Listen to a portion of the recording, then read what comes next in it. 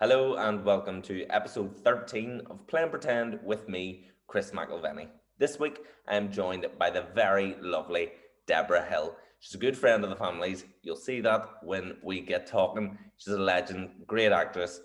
Here you go. This is Debra Hill. Debra, thank you very much for doing this. How the hell are you?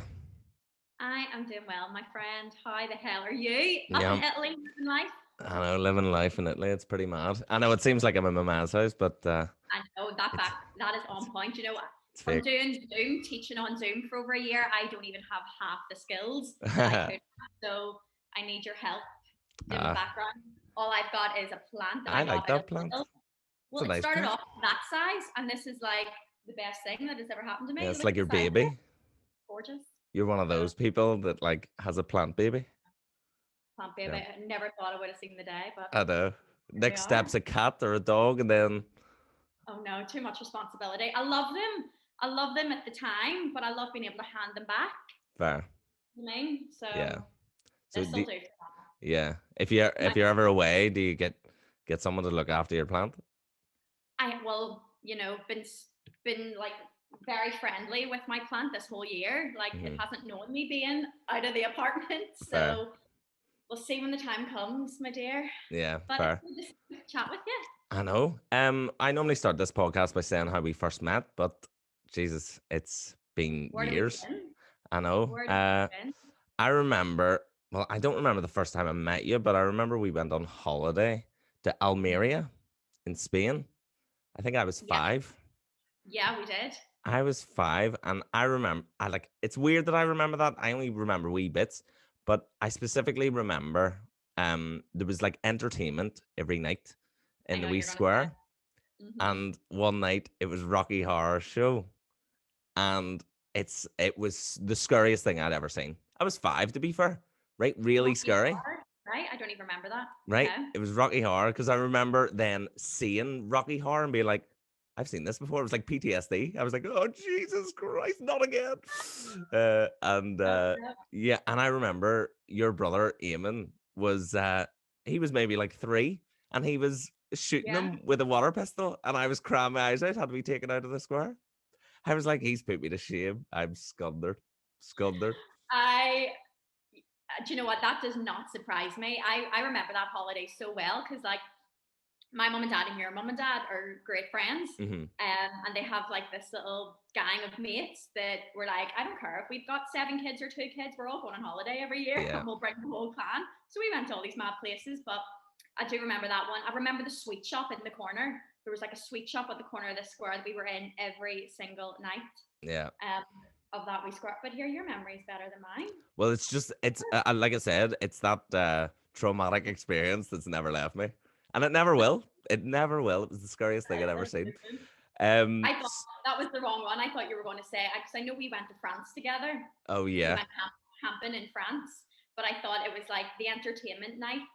Um, it was a gay because your brother Connor was always the one that was up on the microphone every night. Giving it 90, giving it Of course. stacks, all the songs. And everyone's like, Deborah, get up! You like performing? No, no, no, I'm all right. And there was Connor. I'll do another one. He's up on the table, and I used to be going, like, why is he getting all the attention? This so isn't for him. And I was like, get you up. And I was like, no, I don't want to sing over the people. That's so funny. So he It's was, good. Yeah, he was always the entertainer. It's yeah. always mad for my family to be like, "You're an actor. Like you didn't speak until you were about 14." I just did. I just kept myself to myself. Just didn't speak. If anyone was going to go into the entertainment, it was Connor. Never did I 100%. think it was you, but I here you know. are, Here I am. succeeding in everything. I know it's crazy. Uh, Yay. so, um, from an early age, obviously, you were you in Rainbow? Were you? At what age were you when you joined Rainbow? Was that the first thing you kind of did in terms of drama? I I always have this memory of like my granda Bernie was an entertainer. So he sung here, there, and everywhere, all over Belfast, all his life. And I remember seeing him in bits of things on the TV. I think it was Dockers was Hmm. a TV show here, or film here, and he was in that. And I always seen him in wee bits and bobs. And I remember one night I was staying with my granny, and my granddad was playing Mr. Bumble in Oliver, and just like in Down Patrick in like the little community hall. Hmm. Um, and I remember going with her one night to see it. And she told me this years later. She was like, you turned to me and was like, I want to do that. Like just watching all these like wee kids and my granda up on stage. So I think I blame her. She's like instilled this in me from a young age. So yeah, I think I mean I dipped into it in primary school. You know, the wee after school drama club. I remember being raging. The first thing I auditioned for was called The Snow Child. And I was primary 5, and I was like, I'm definitely going to get the Snow Child, like no question about it. Like, and I remember coming in like a wee dress and everything for the audition. Obviously, that I begged my mum to find for me. Yeah. And the audition slip came out, and I got the part of her dad. Okay. And I was like, what am I playing the Snow Child's dad for? But you know, it was great crack and all, and having the wee waistcoat and the wee top hat and everything. And yeah, I think, didn't you go to St. John the Baptist too? No, I went to St. Coleman's. You went to St. Coleman's. I remember I was St. John the Baptist, and we had like a primary 7 end of year play, if you maybe did the same. And it was like called Daniel and the Lions, and I got the part of Daniel and all, and it was great. And I was like, gosh, maybe I do have a wee bit of something here. So then that's when Rainbow came along. I think I was 9 and auditioned for Rainbow Factory and got in and was there for 12 years. Class. So that's unreal. And honestly, would not be where I am today without it. Yeah. So I wouldn't complete family, complete home, and it was great crack. It's funny, speaking about like primary school, you know, like P7 shows, right? This is horrendous. And it's mad. It's all right now because I'm older and I'm over it. Right. So when I was P7, I had like alopecia. So I had like a bald spot at the top of my head, right? And we did Robin Hood. Guess what part I got? I was Friar Tuck. They gave me the part of Friar Tuck, and I'm the only kid who's 11 with a bald spot at the top of his head. I'm like, Friar Tuck. And my mom's like, right, we're gonna go to Elliot's and get you like the bald wig. I was like, I don't even need it. I'm already bald. Oh, Jesus. Yeah, I thought you were going to say me and Ryan. I was going to say here. No. Jeez, I wish. That'd be a great part. With Rainbow, because I had Brendan Quinn on the podcast and he was talking about Rainbow. And I was in Rainbow just for a few months. And even in those few months, I felt that family, like everyone knew each other and just everyone was just so close and loved each other. It was because I only went in for maybe 17, 18 for a few months. I did like one or two shows with them and I loved it and it was class. But it's so good. I've said this a lot on the podcast, but it's so good because it's really, especially back then, it was the only real outlet in terms of straight drama and not like singing and dancing and musicals, because it seemed like there was only like choral societies and not like acting. And with Rainbow, that's what it was. It was acting and drama games, and it's really good for confidence. It was class. So you were 9 when you first went? And that's, I didn't even listen to Brent's podcast here that you went. I didn't even know you'd went, but I know like a few people down the years went, oh, I had a wee stint in Rainbow and all that. But like, I think I really benefited starting from that young age because, like you said, you know, us on holiday, you know, not wanting to get up and sing. I didn't realize how little confidence I had.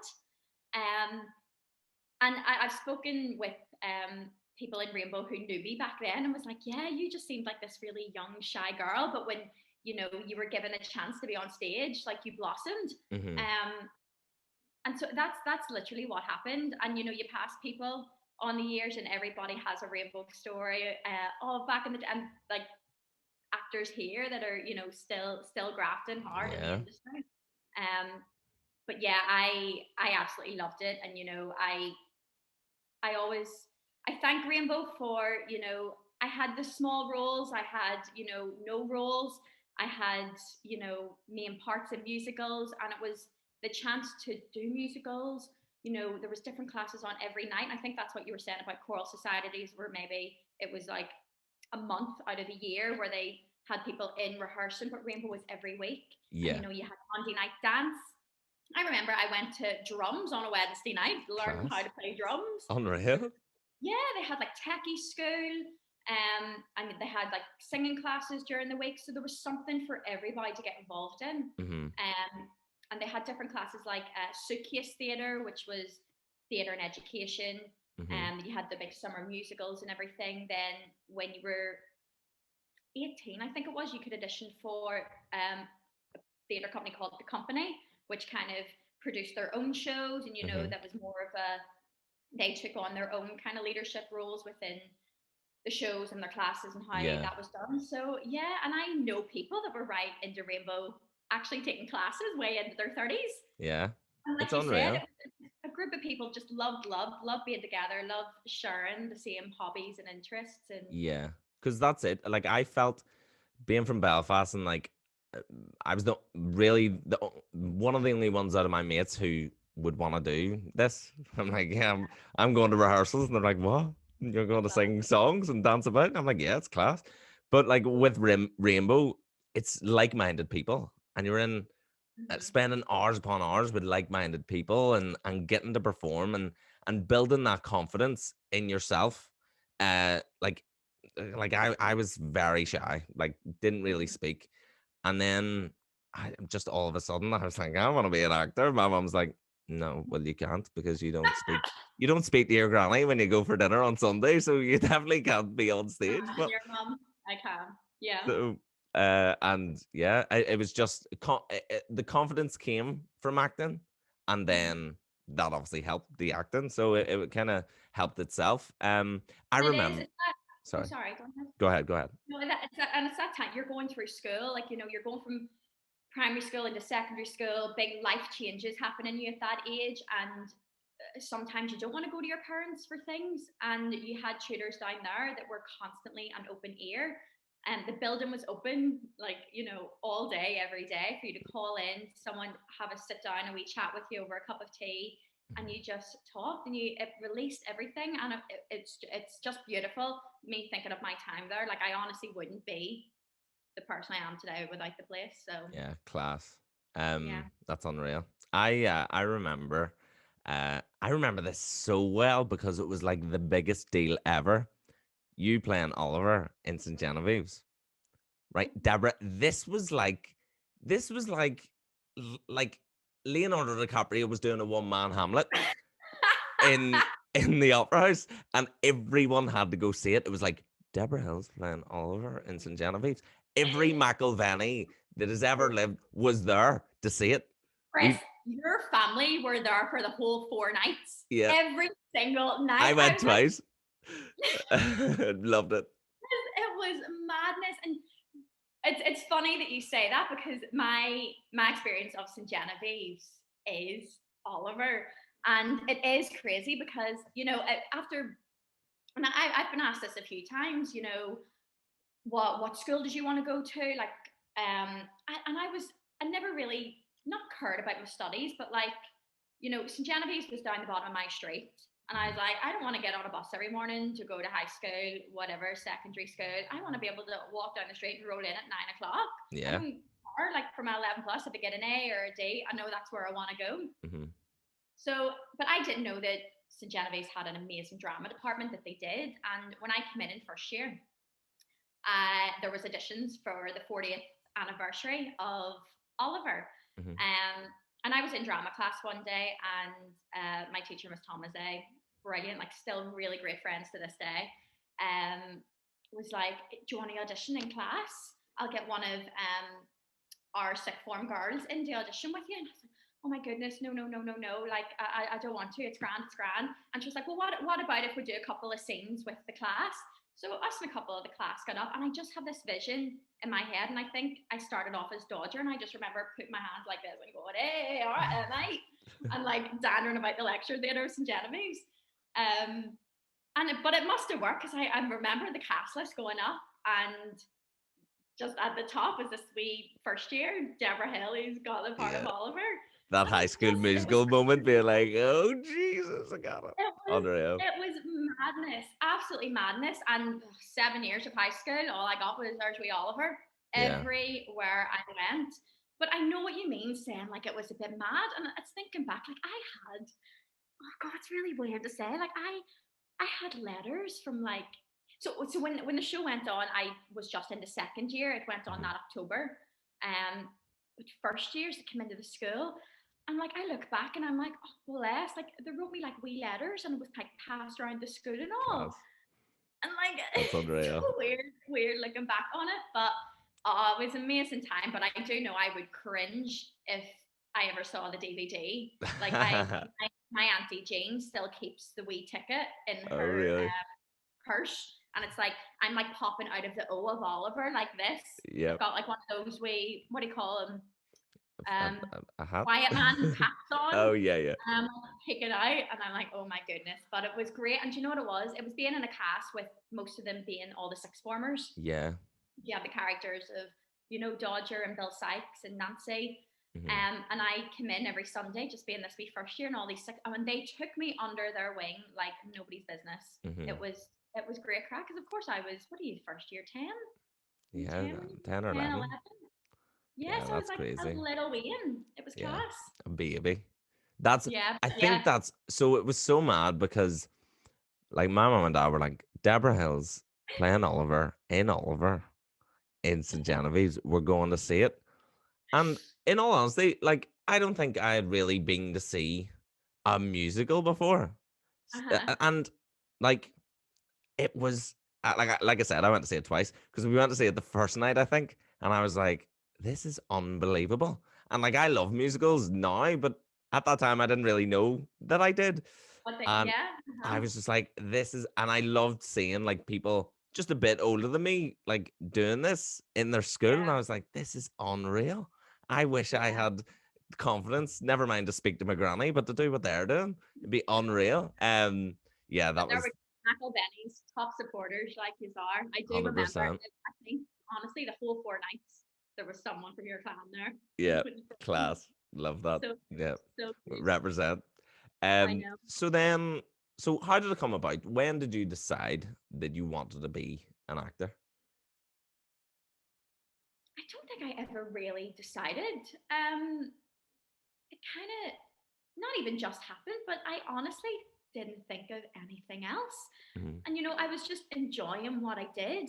I was enjoying going to Rainbow every week. I was enjoying drama at school. And in Rainbow, round about the same time, Jared McCabe, who runs Pint Size Theatre Company, Hmm. was teaching Rainbow at the time, and he started up an agency called Young Stars Agency. Right. Um, and I joined it, and I actually remember my first professional opportunity, I suppose, was at the same time. I was second year in school, and they were releasing the HPV vaccine for year 9 girls in school. Yeah. So they were doing a advertisement on the TV for it. Hmm. And I remember George, it was myself and a couple of other girls from Rainbow were invited to go along for the audition, and it was like we were playing netball, and we were pretending we were writing in our school books. This was obviously what the ad was going to be. Hmm. And I just remember Jared ringing me a couple of days later and was like, they want you to be the face of the campaign. And I was like, oh, no way, madness, class. So like I was like the end of the advertisement. I was like writing on the blackboard and like turned around to look at my writing, smiled to the camera, and then all of a sudden was on the bus stops. Hmm. And I remember when this was all launched, a friend of mine texted me, or was it tech? Maybe it was like a Bebo message or something way back Oh then, yeah, and said, I just drew glasses and a mustache on you on a bus stop on the Falls that's Road. hilarious. And I just That's went, I've made it. I yeah, finally I've made it. I've a glasses 100%. and a mustache on the Falls Road on a bus stop. I've made it. Class. Love that. Uh, I remember because I remember them adverts coming out, and anytime it was on, all you would hear is Q, Deborah's on the TV again. Deborah's on the TV. So every time we're like, oh, class, there she is. Unreal. It was so good. oh, It was so yes. funny. Seeing you on Yeah, the but back of buses and all, it was crazy. it was great. And do you know what? It was Oliver. It was a mad like year because Oliver was at the same time, and then this was going on. It was just You were I like, my big honestly, break. This is it. people were probably like, "Who is this girl? Like, what's going on?" Yes. And then so it was like it kind of just came from there, and like other wee bits of stuff came in, and obviously I was still very young, still going through school. Then GCSEs and everything happened.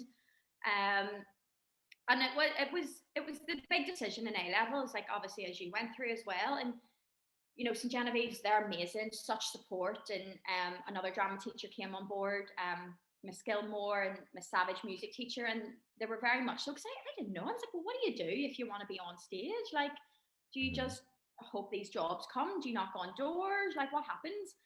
And I remember my careers teacher was like, everyone was doing like that UCAS, was it at the time? And careers teacher was like, I don't know, I think you just got to go to drama school and like do it that way. So in careers class, they were all doing UCAS, and I just used to like just sit there reading. I was like, all right, drama school it is then, I guess. Yeah.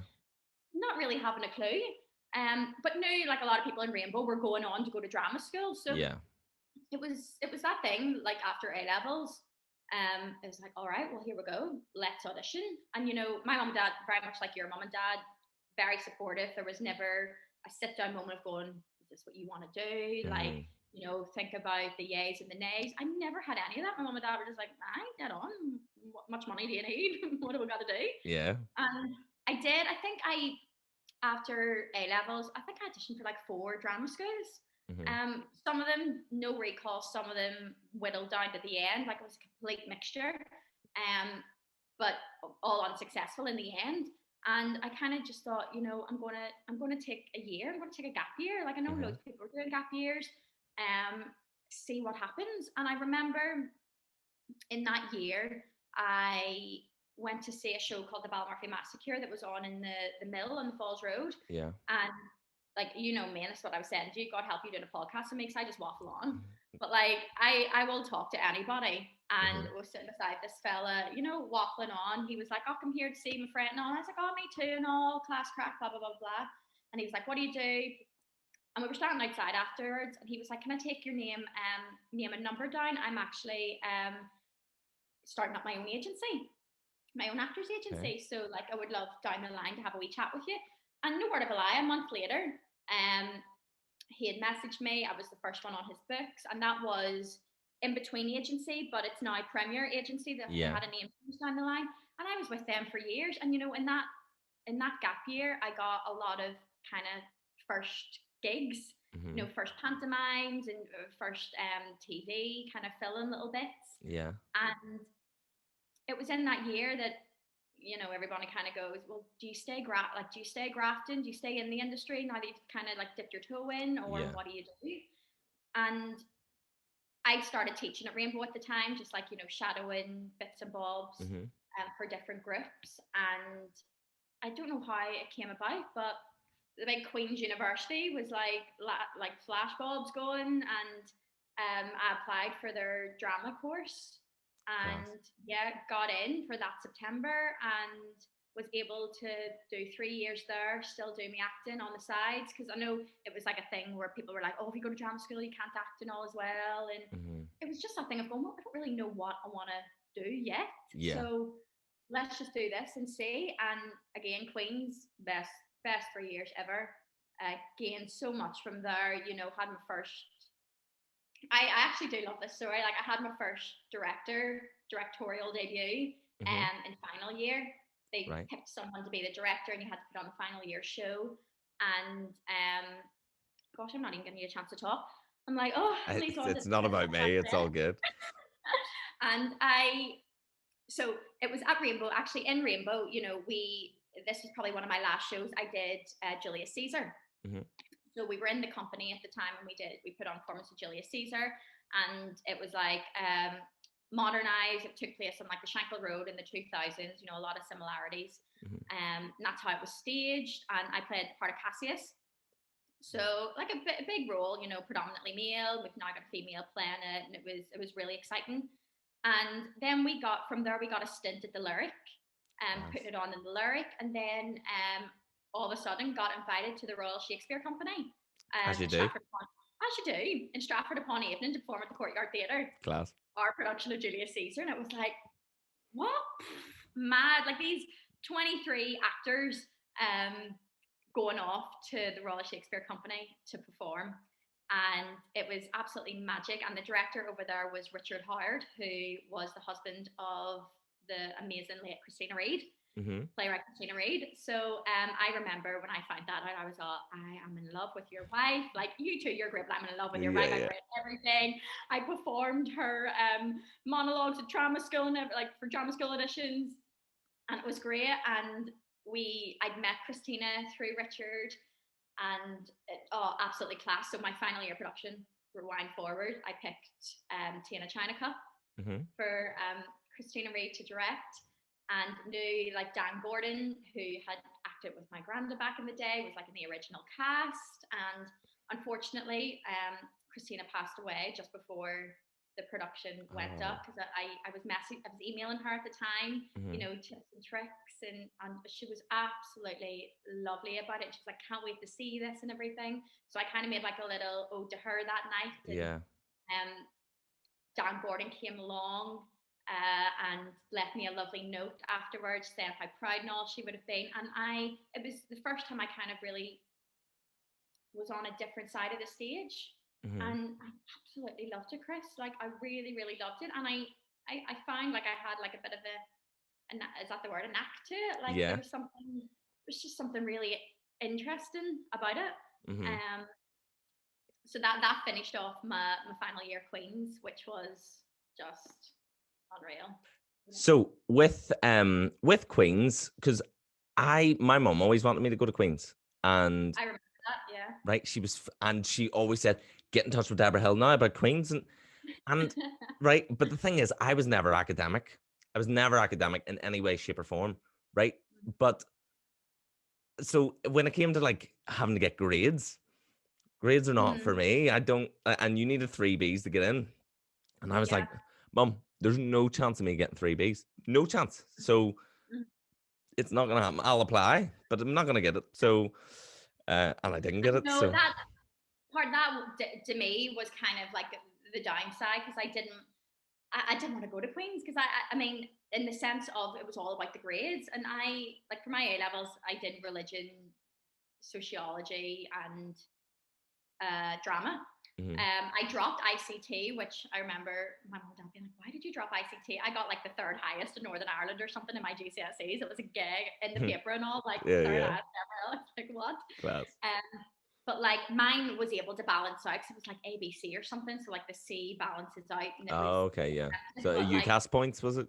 Yeah, it was something like that. But I remember thinking, oh, I don't want to be all based about like academics and you know what you don't know, because it was something I never really focused on. Not that I wasn't smart, but like if I wanted to do a job where a lot of those subjects required, like if I really knuckled down, like my wee brother, he was like, I need to get an A in everything, A's, and I was like, nah, sweet, sure, we'll just see what happens, it's grand. So yeah, but I do know a couple of people who got into Queen's that was like, you need me. I need to get in here, blah, blah, blah, blah, blah. So I think if you had like really, really pushed it, I mean, they would have been like, come on ahead, like, see what happens. But I do know that was always a bit why I was hesitant. Initially. See, it's mad. Like the drama school I ended up going to in Manchester, like a friend of mine who was in my class doesn't even have a GCSE in maths. So they literally don't care whatsoever. They audition you and you're like, yeah, you're good, you're in. So, and I was like, that's the place for me, because I just can't do academic. It's not for me. So I want to talk about the big Shakespeare thing that you did in T13.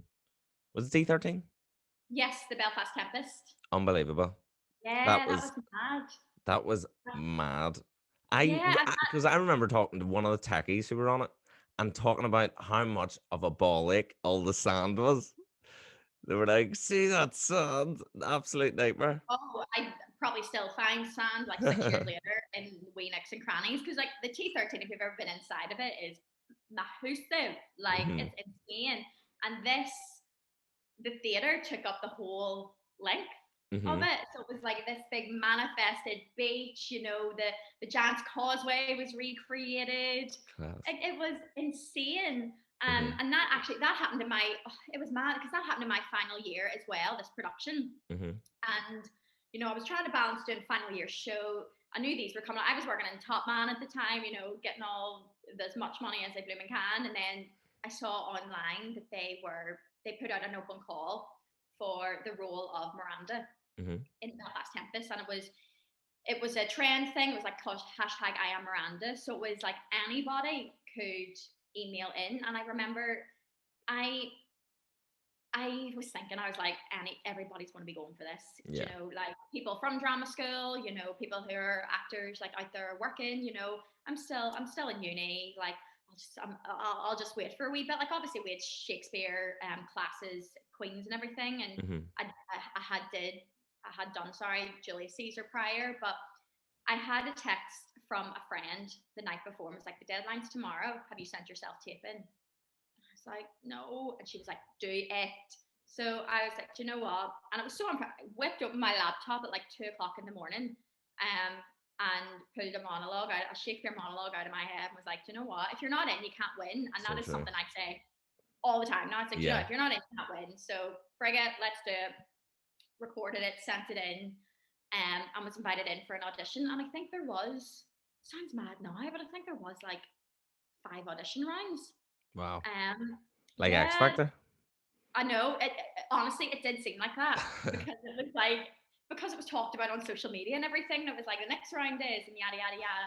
But it was whittled down to like 3 girls, and we got the chance to go to T13 with Andrew McIlvenny, who runs Terra Nova Productions, and you know, just kind of feel the space, see what it's like. You know, practice a couple of the speeches and the text in the space. And the other 2 girls were fabulous as well. So I was like, gosh, like they do have a tough call on their hands. And literally left, you know, kind of going, probably not giving it another thought. And it's fine. Like, it's all right. I don't get it. Like, I'm focused on uni. I have a final show to do. Like, it's fine. As you do with yourself. You're like, I'll be grand. But within an hour, I got a call from Andrew being like, we'd like to offer you Miranda. Unreal. That's so good. And it sounds like I was obsessed with Lidl, but I actually was driving out a Lidl at the time. But I was driving out a Lidl and pulled over and got there. And I was like, what? Oh my God, this is insane. She was like, yeah, we'd be absolutely buzzing to have you. And started it off. And, you know, that was my first big show with it was like 10 professional actors. And I remember walking into the room that day and, you know, you had Jimmy Doran, Joe Donnelly, Patrick McBurdy, you had all these like class people all in this room, amongst many others as well, Guy Croston, etc. And I remember just walking into the room being like, these are all actors. I'm like, this is a gig. Like, what am I doing here? Right, come on, flip open the script, let's go on. And it was kind of, and I think because that hashtag Miranda, you know, I kind of had to like put my face out there as, you know, being Miranda now. Debra got this social media campaign role, had to do like interviews, and I'm mad at interviews. I hate talking about myself. You can't. Well, here you are. You're doing very well. I know. But like, it was like interviews and like got to go on like Pamela Valentine on UTV and remember all. That. Cute. Deborah's on the TV again. Your mom's, my mom's probably like, oh frig, here she goes again. Right, we'll record it and let's get back to party history. So funny. So yeah, like all that was it was absolutely mad. And then this kind of blew up, and I think it was like sold out because it was, I think, like 1,000 audience members they fit in every night, and we had matinees, school performances. Crazy. And like, I think altogether it was like 700 people involved in this production. And it was beautiful. Like, you had so many different communities and backgrounds that were involved. That was all added into the show with dance troupes, you know, rap troupes. Like, it was absolutely insane. I remember our myself and Ferdinand, our wedding ceremony was like taking like an hour of the show, and we were putting in there was a community cast that did some other Shakespeare plays, like a little performance for us on our like wedding night. And class. It was unreal. But yeah, it was kind of crazy seeing like your name. Yeah, because it was such a big, it was a big thing. It was trending at one point. The Tempest is trending, and all. I was like, what is trending? Yeah, you're like Kim Kardashian, trending. I know, class. But it was.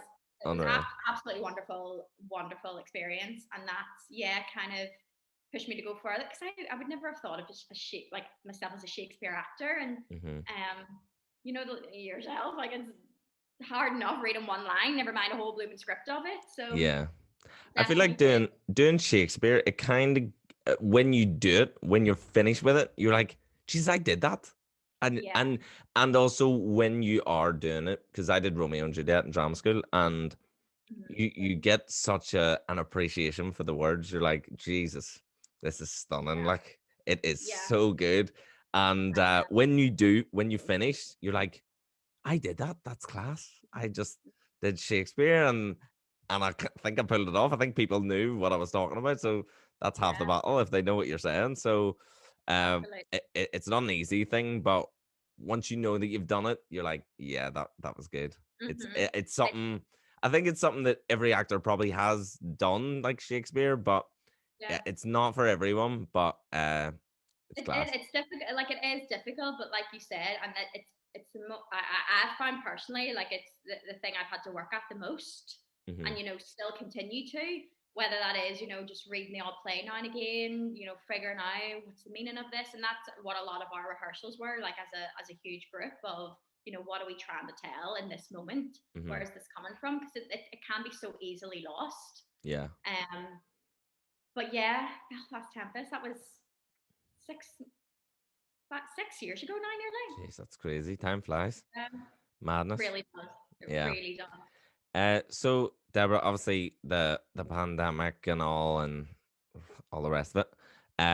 But I wanted to ask you, what advice would you give? I know we're kind of coming out of that time, hopefully, fingers crossed. We're kind of coming out of that time now, and the world's kind of opening up again. So, what advice would you give for any actors that are in the industry or any actors that want to get into it?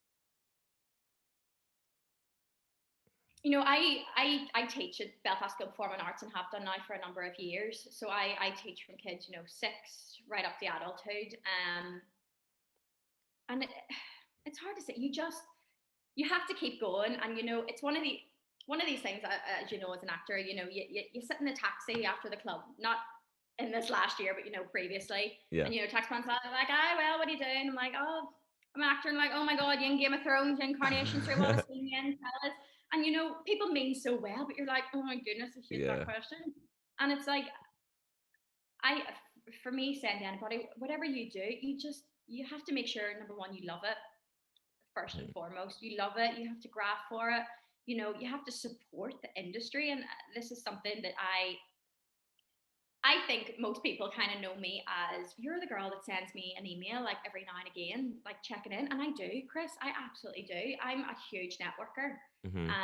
X, Y, and Z. Here's my CV. Saw this show you were in. Saw that you did this show this many years ago. Blah blah blah. Really interested in it. You have to know your shit.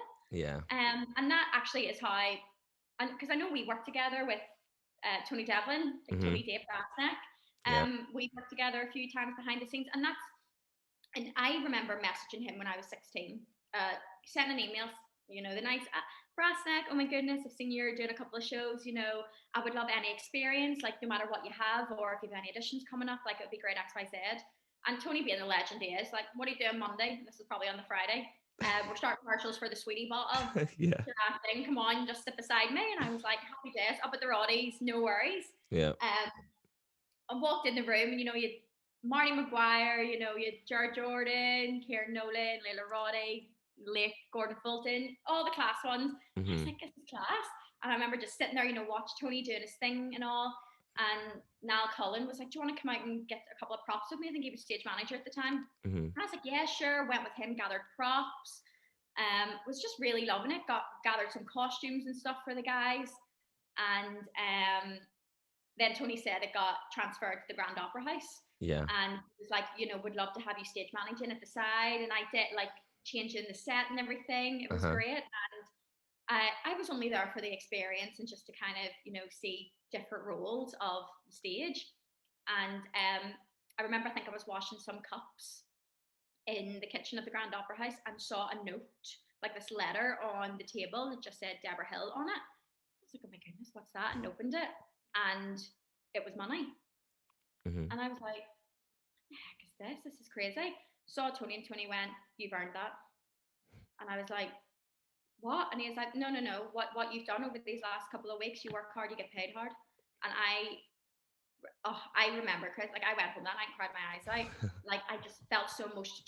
I was just willing to gather so much information as I could. Yeah. And it really, like at that young age of 16, it really knocked it into me. That's like, if you have a great attitude, if you have manners, if you show persistence, you work hard, you have a laugh while you're doing it, Yeah. you deserved to be paid for that time. Yeah. And 100%. I was so appreciative to Tony in that moment. And and that was years down the line, like years later, I auditioned for Tony left, right, and center, and it wasn't suited for parts, didn't get parts, Mm-hmm. and the first time was actually a Christmas time there when he had phoned me up and he's like, "Well, Dee, what's the crack?"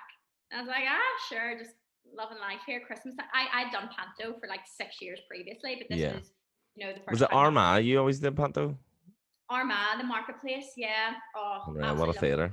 Oh, Stunning. beautiful, absolutely love it. Miss it so much, but we'll get back. We'll get back. Oh, I get back. But yeah, Tony's like, "What are you doing?" I was like, "No, Tony, what's going on?" He's like, "Right, so we're doing a Christmas show. We're going to film it 3 weeks, 3 characters, COVID safety, want you to play the Fairy of the Falls." And I just remember being like, 10 years, like working with Tony, in every runner, props, I was like, yes, this is my time. This is Yeah. great. And to me, I was like, it just shows you. It's like you have to work hard. Yeah. You have to be true to you as well, and just really love all aspects of what you're doing. Um, but networking is a huge thing, and it's not being see me, see me, see me. It's just like touching base. We're very, as we're a very small community around here. Mm-hmm. And everybody knows everybody. Whether I was working with a girl during the week, Louise Parker, and known Louise for years, but we've never worked together. And Louise was like, "How do I actually know you?" And I was like, how do I actually know you? Do you know? Yeah, it's But like crazy. we all just know each other. So it's in a place like that, it's you gotta be kind, you gotta support, go like as much as you can, like obviously financially and stuff, go see shows, take a few seconds, write up a wee review, just like show yourself in the industry. Mm-hmm. And don't get me wrong, it's tough. It's tough and it's easy to say. I've said you before, my granny always says it is what it is, and it's easy to say that, but I think we have to be okay with telling other ones it's okay, to cry and be upset about not getting a part. Yeah. Like we all work hard for auditions and to put ourselves out there. It's hard in this generation with social media. Like as you probably know, like Mm-hmm. everything's out there and open, and it's you have to be careful of other people as well. Like as much as we want to showcase and like highlight the shows and the things that we're doing, there's other people that are trying to get there as well. And we just have to be respectful Yeah. of that. So you said that you like knowing all local people and stuff, but you went to New York. See when you went to New York, was it like the actor studio, like as in inside the actor studio? Were you like inside the actor studio? So I know some people did ask this. So the actor studio and the acting studio are two separate places. Okay. Um, Very similar. I know it's so strange because the acting studio, like it is known as the best acting studio in New York. Mm-hmm. And I remember when I Your came acting across, studio? yeah, Okay, that's good. which is different from the actor studio. I know, Mm-hmm. and you have like Stellar Adler and everything and all over there. Yeah. But I was really interested coming out of Queens, where you do a lot of like Stanislavski and things like that. I was really interested in Meisner Mm-hmm. and the Meisner technique and what this was and how much it differed to kind of practitioners like Stanislavski. And literally off a whim, saw it online one day. The acting studio, big sign, best school in New York City. And I'd always wanted to go to New York. Like my granny and Miranda lived there for years, and really wanted to go for it. And I wasn't even thinking about it, Chris. I literally just saw the application, applied for it, had interviews and everything like that. And they only offered 14 places around Right. the world for their conservatory. Okay. Um, and I never thought in like my wildest dreams that it would happen, and it literally did. It was like, yeah, great, we'd love to have you. That one, we love the Irish and all. I literally remember having a great conversation with the artistic director on the phone about Northern Ireland and everything, Mm-hmm. and Ireland and the UK and all that malarkey. And yeah, that was it. Like we Westie off to the Big Apple, off to Class. the studio to train in the Meisner technique, and their conservatory offers Oh, you froze. emotional, It yeah, well, offers emotional what? Sorry, you just froze there. emotional like preparation acting for camera, scene study, improvisation, but there was also singing classes, dancing classes, voice classes, everything. I was like, Class. this would be really interesting, all combined, very intense. For how And long? so their conservatory was 6 weeks. Okay. And then what happens is you move into their Tech 1, which is a year. So their Tech 1 is basically everything in the conservatory broken down and taken at a slower pace. Yeah, like into more detail and stuff.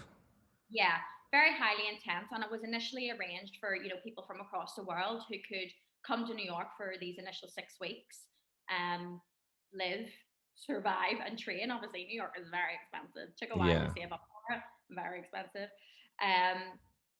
And yet, but they had all their short courses and everything that went on during the week. And one probably thing that great came out of the last year was they moved all their classes onto Zoom. Okay, sweet. And they're still going today, and they still plan to keep their Zoom classes. So that is anybody over the world can log on and do these Zoom classes. And I did that over the last year. You never stop learning. I just took different courses. 100%. I feel like in this time, like of lockdown and stuff, it's kind of like it was very important for me. I was in like a Zoom writing class with it was run by Geraldine Hughes, and it was very much like just a getaway. Just that I'm not talking to the same people that live in my house. I'm talking to new people, and I'm experiencing new things and reading my own stuff that I had written, but also hearing other voices that like I would never have heard if it wasn't for COVID. So like it's kind of you take the good with the bad and you just try and make the best of a bad situation. And obviously with those classes it paid off. It's class. Yeah, and you meet people from all over the world, and they have a repertory theatre company called the Chelsea Rep, along with the studio, and they put on plays throughout the year. And I did a couple of Zoom plays with them, collected stories played by the Western world, and things over the last year that we were all very negative and not finding the positive things in anything, but yet this was all still happening and something to work towards. And actually, Joe, you mentioned Geraldine Hughes there. I absolutely love her. Like, I watched your interview with her, absolute legend. But she worked in the Irish Rep over in New York. And, I was over there. What could I do at the weekends? See a couple of shows. I was like, go to network. And I emailed the Irish Rep. And it was the founder, Charlotte Moore, got back to me, and she was like, yeah, come on down, introduce yourself and we'll have a wee chat. I just dandered along one day, and she brought me in, showed me around, picture of Geraldine on the wall and everything, and she was talking about her, and I was like, well, yeah, I'm like from like the same area and everything she is, and we were just chatting about life, and she was like staring at me really weirdly, and I honestly was like, oh my god, have I something on my face, like what's going on? And she was like, can you stand up for me, can I take a picture of you? And I was like, yeah, sure. Like, I'm really sweaty running around New York all day, but yeah, no worries. And stood up against this white wall, and she was like, take your hair down. And I was like, do you want me to smile? Like, and she was like, yep, just get him. She was snapping away. I was like, smiling. And she looked at her phone, and she was like, oh, yeah, definitely. I was like, what's happening here? And she was like, sorry, you just remind me of a very good friend of mine. And I was like, oh, that's lovely. That's really nice.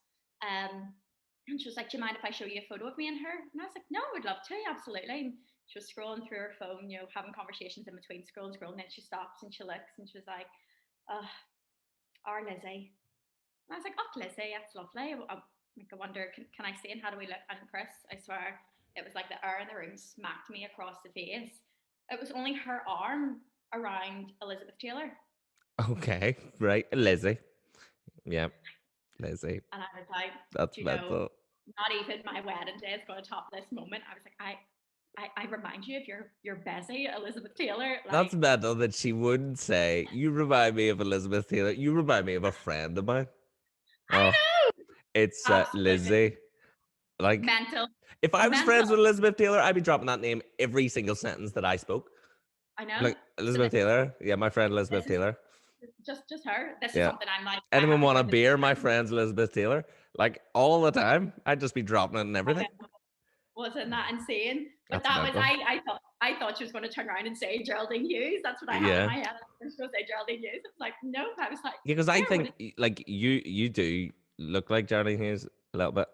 I a wee bit of the dark curly hair. Yeah. She reminds me a lot, and I said this because me and my mum and dad went to see Belfast Blues Mm-hmm. when it was on in the lyric, and right up front, she is the double Auntie Linda, Oh, really? double, absolute double of her. I can just see such similarities and said to her and everything at the end. I was like, you look like my Auntie Linda. Like, this is great. And she's like, oh, thank you, thank you. But that was a great interview. But yeah, no, New York was an experience. So fingers crossed, get back over there one Yeah, day. 100%. And take me with you if you're going, because I love New York. I went to New York once, and I was like maybe like 8 or 9. And it's mad now to think who I am now, and I love like Broadway and know Yeah, who's won Tony Awards in 1984. But like I know all that, and then at that time it was nothing to me, and it's yeah. really annoying. We never went to see a show. We were there for 2 days, so I need to go back. So take me Your with mum and you. dad took you when you were 9. That's insane. Yeah, that was a mad So holiday. Actually, jealous. we went to Canada for a week, New Jersey for 2 days, New York City for 2 days, then back up to Canada for a week. Yeah, But that is exactly like you said. Like, all I wanted to do over there was just see Broadway shows. I've probably seen like 15 and all in the space of a couple of weeks. And what was your favorite? do you know what? I will never forget the experience of my first one. And it was a guy that I went to the studio with, Salvo, and he was from Italy. And we're all not knowing each other. And we all thought we would hang out. And I was like, no, I'm willing to spend some of my savings on a really good first Broadway ticket. Mm-hmm. And went to the ticket office, and like, our Acton studio was right on Broadway, like you're right in the theatre district. It's class. We went out and we just like, look, what tickets have you got left for what show? Like, what's the closest? And the ticket office was like, we've got 5th row for Carousel. We were like, yeah, got it. Let's do it. So went to see Carousel, and I went in first. I think Salvo went to the bathroom, and I sat down. Was just chilling there. And like the first couple of rows were like turning around and like staring at our row. And I was like, okay, yeah, what's going on? What's happening? Like, what's everybody looking at? And I was just like, all buzzing. Heard people from behind me all whispering, and I was like, what is happening? They must have like, thought you were Elizabeth Taylor. Oh God, imagine. And sitting, and there was a fella 2 seats up, because I had a seat beside me for Salvo, and he was like, do you not see who's sitting beside you? And I was like, what? Turns around, and only standing there is Nicole Kidman. Oh, right. I'm Unreal. like, oh That's my mental. God.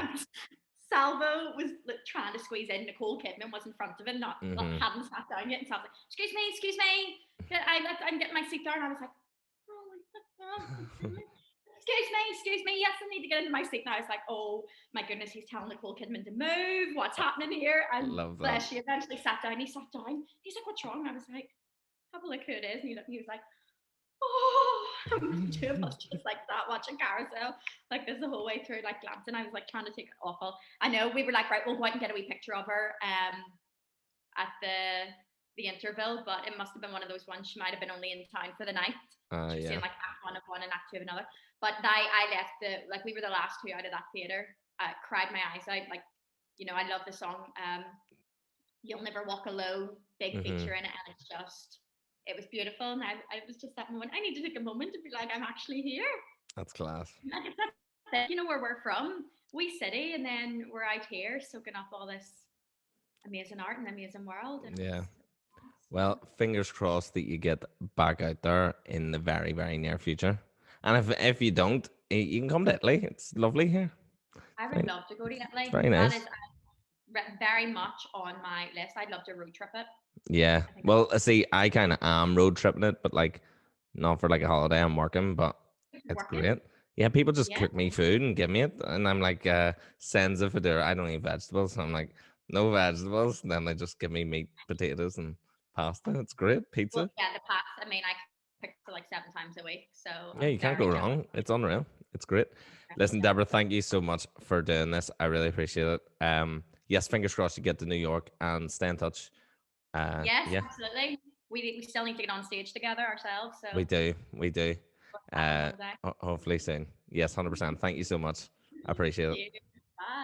Bye. So you have it, folks. That was Debra Hill. Join me next week when I am joined by writer Jenny Arthur, all the way from New York City. But obviously it's on Zoom, so she's not coming anywhere. But yeah, if you could, tell your friends about the podcast, like and subscribe to the video. This has been Play and Pretend with Chris McIlvenny. See you next week.